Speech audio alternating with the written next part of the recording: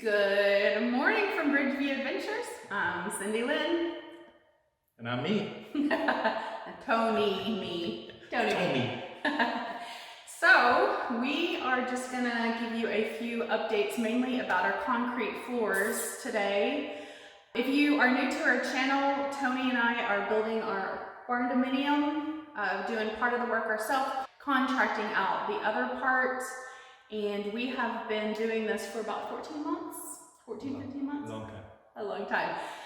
But even longer is how long it's taken us to get our floors done. It's been a fiasco. One of the fiascos we have has definitely been the concrete floors. So you might be able to see them a little bit in the video. We'll show, of course, some complete shots.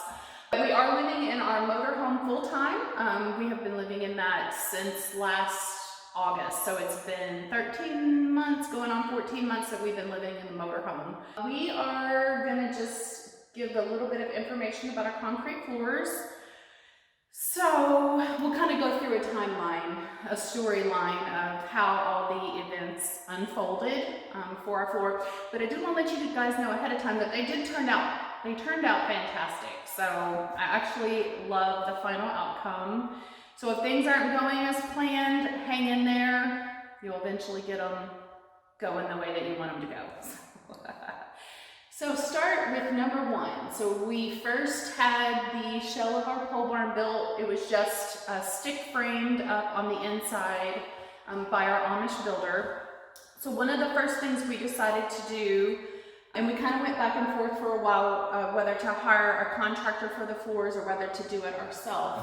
At the time, Tony and I was actually working on our full septic system. So we were doing the whole thing ourselves, and we decided we didn't have enough time. We had too much ahead of us. Not only were we doing that, we were planning out everything else with the pole barn, building the interior. We just thought it'd be one of those items we'd splurge on and have a contractor do. Yeah, we definitely could have done it ourselves, but time-wise, we're just going to go ahead and hire a contractor to do that so we can get them done and move on to the next thing. So we did. So here, I'm going to go ahead and do some extra B-roll footage.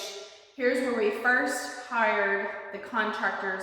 It was back last August 2019 that we hired a pretty much local company to do the floors, and this is kind of some outcome from that. So go ahead and roll that right now.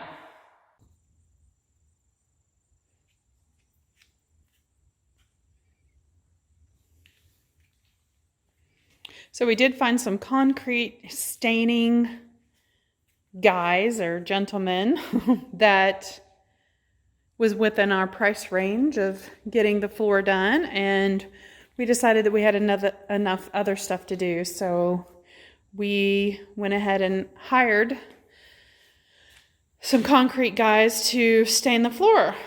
So he's gridding it off here in 3-foot tiles section, so it'll look like 3-foot tile grid pattern at a 45-degree angle. So it'll be the kitchen, living room, and then down the hallway. And you can see he does like a border outline all the way around, because the saw cuts, they can't go all the way up to the edge anyway, so they do a border. So we picked out a kind of gray and white gloss pattern. So we're hoping it looks good. Fingers crossed. So the initial idea was that that contractor would come in, he would cut grooves in the floor to make it look like tiles on the floor. So the floor had grooves cut to where it would look like tiles, and they would apply a stain so that it would have the stained look of concrete, which it's pot luck what you get because it's concrete. However it absorbs it is how it absorbs it. And then they were going to put a clear coat finish on it. And it went south from there. So yeah. Well, what happened was we did sign a contract, and they basically said just pick out a color and we'll match it what you want. They brought in a book.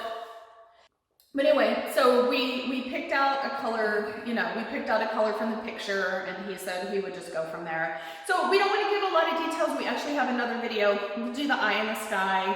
If you want to see kind of what that looked like and turned out, I'll put a few pictures here just for the storyline.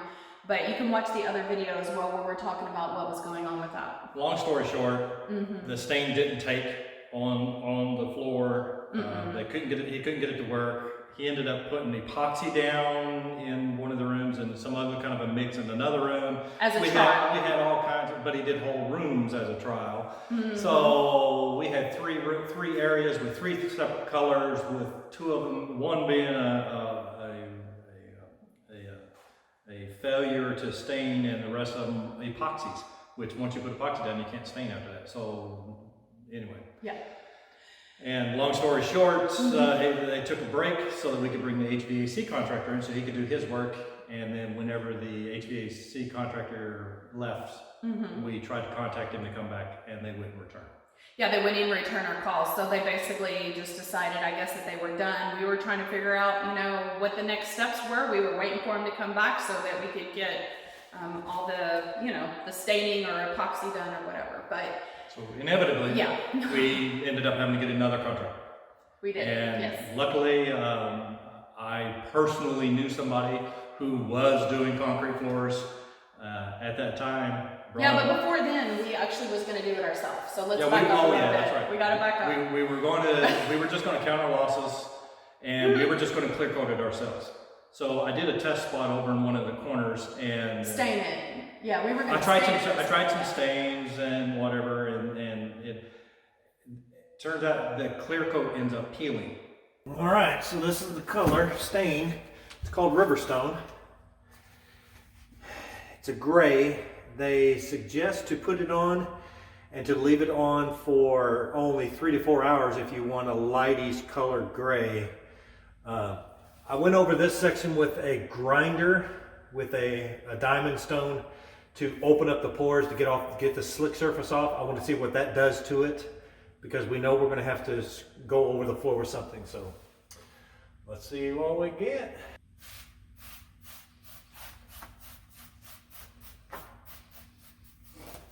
Okay, so where I ground it, it went into it and popped real quick. Out here where it was not ground with a grinder, it's kind of puddling. It's like it's almost repelling it in certain spots. I'm not supposed to put it on to where it floods, but I've got to put on enough to at least so we can see the color. We're going to neutralize it. So we got our concoction of ammonia and water. This is ammonia that'll act as the base to stop the reaction of the acid. So.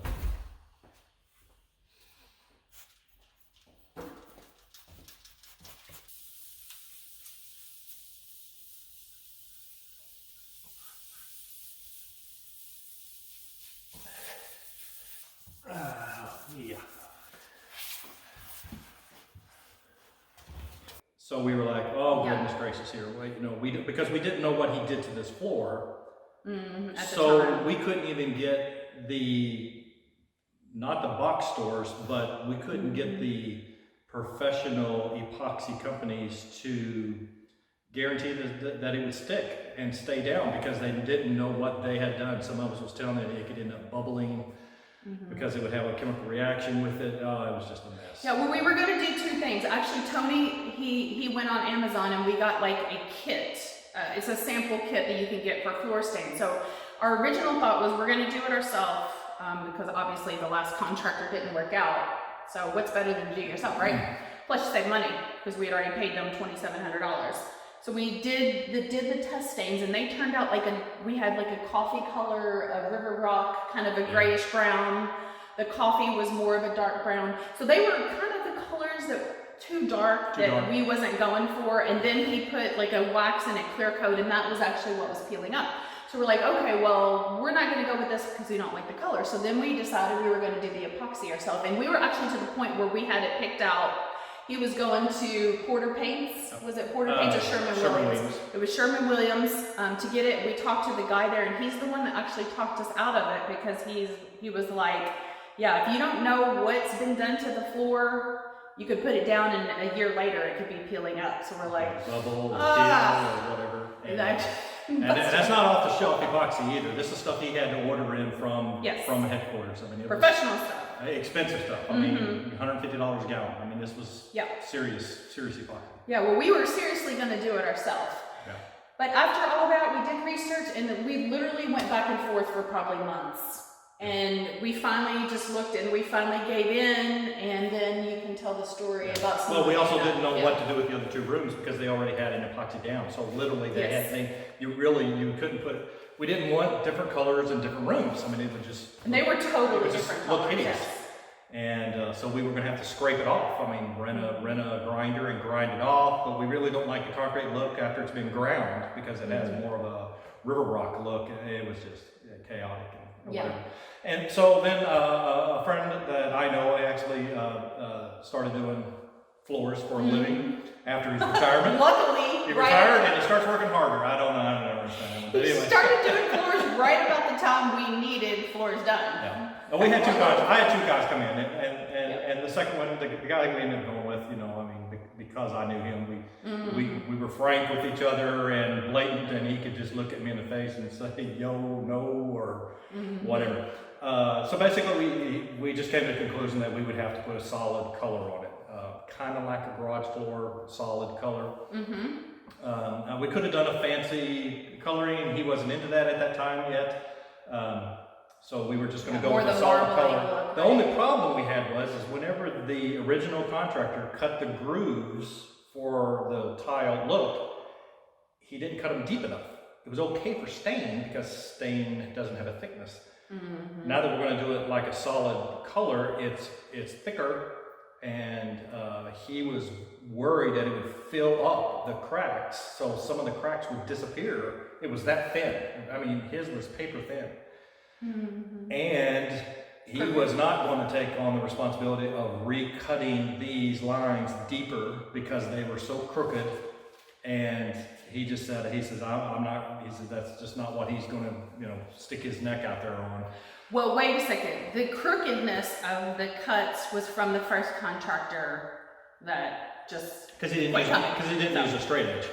Yeah. He held a grinder in his hand and followed a piece of tape on a line on the floor. So the depth was all over the place. He drifted on and off all over the place. Anyway. We can show some close-up So pictures of I that. told my friend, I said, you know what? You put the coating down. I said, I'll recut the lines. So I came up with I made a jig to hold the depth, and I tried to use a straight edge so that I might be able to correct some of the straight. It was so horrible. The lines are so horrible that I couldn't hold that straight line. It was that bad. So I just threw the straight edge away and I said, let's just run with it. So my lines are like 3 times wider and Deeper. 10 times deeper. Well, time to cut my lines in the concrete. So I was trying to use my skill saw and put concrete blades on my skill saw because my skill saw has a base, which you could slide it on the base and you can adjust your depth, but they don't fit.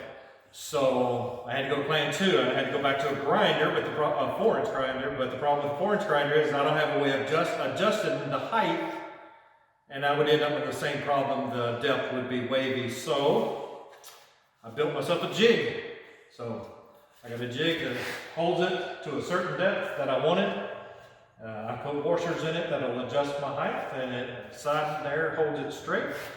Got a little handle that I can use to push and guide it along. It worked out okay. So this is actually the difference between the crack I'm making and the crack he had. You can barely even see that his ain't even maybe a 1/16 to an 1/8 inch. I'm pushing almost a 1/4 inch deep and 3/16 wide. So it actually looks a lot better. It stands out a lot better.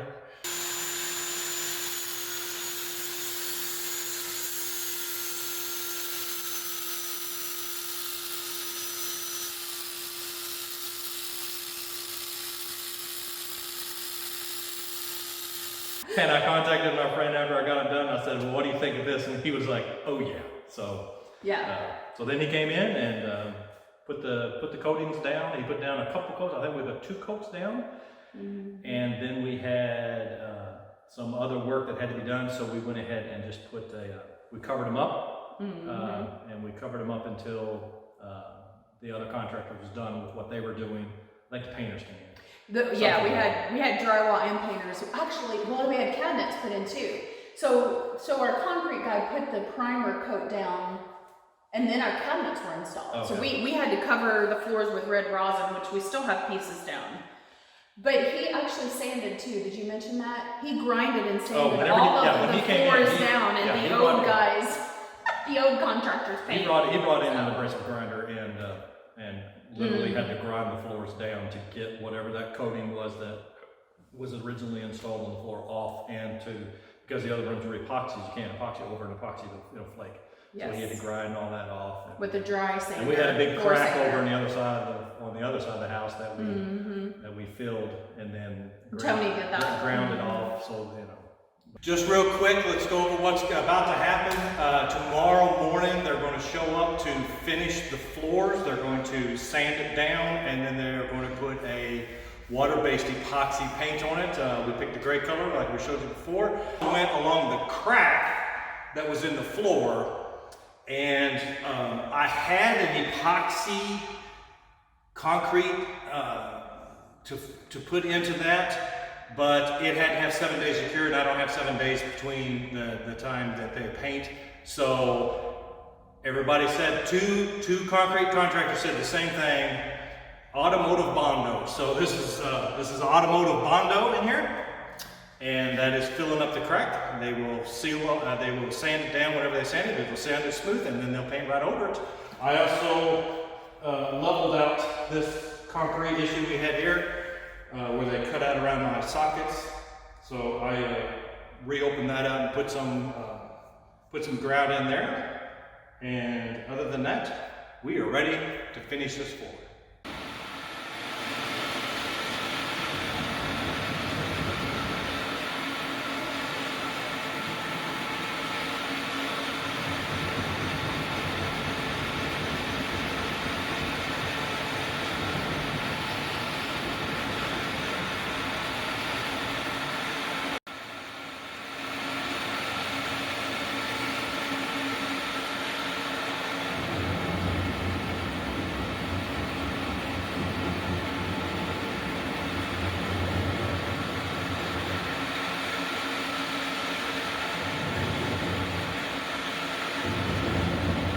Your floors are finally done. After all the floor drama.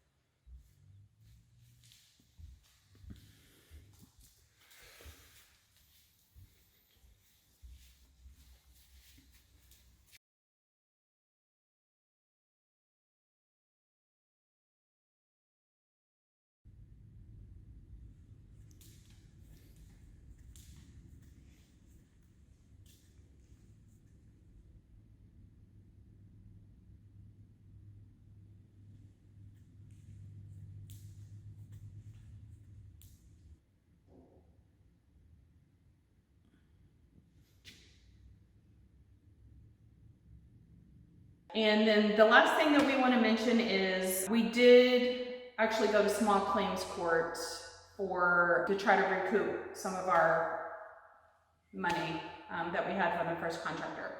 We did get... It came out all right. Yeah. So we did get a part of that money back. So it did, and we're not going to go into detail about that because that's really not what we're about, but we just want to let you guys know, hey, if this happens to you, because it's just not right for contractors just to drop the job and just leave you hanging like that. So you can recoup some of your money by doing that. Anything else we want to mention about the floors? Let me point the camera down. So there's the color. It's similar to the wall, so everything looks light and airy in here. And then I'll show the video, exactly when he was done. Back up a little bit here. So we'll show you the rest of the floor. But yeah, see, we have our red rosin down because there's still a lot of work going on.